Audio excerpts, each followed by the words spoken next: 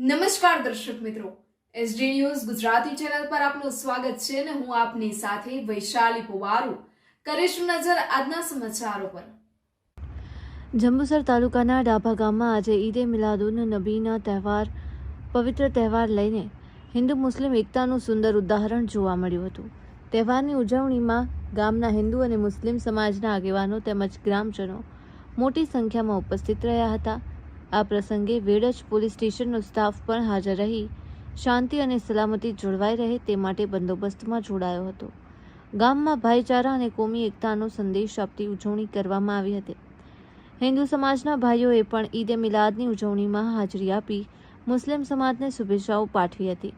સમગ્ર કાર્યક્રમ દરમિયાન શાંતિપૂર્ણ અને ભાઈચારાભર્યું વાતાવરણ જોવા મળ્યું હતું।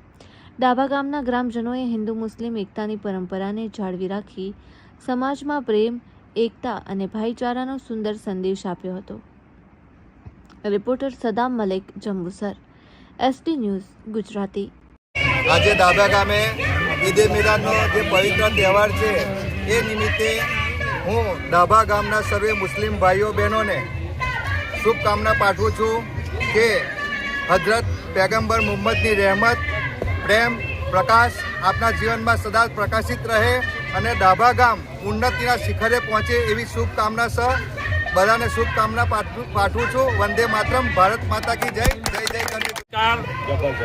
આથી ખુશી થાય છે કે અમારા ડાભા ગામની અંદર આજે હજરત મોહમ્મદ સલ્લલ્લાહુ સલ્લમનું ઈદે મિલાદુન નબીનું જન્મદિવસ છે।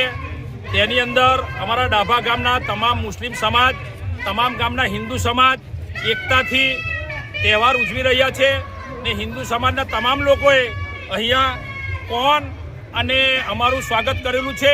એટલે આ કોમી એકતા આ દેશને સંદેશ છે, આ અમારા ગુજરાતને સંદેશ છે કે ભાઈ આ કોમી એકતા કાયમ રહેવી જોઈએ।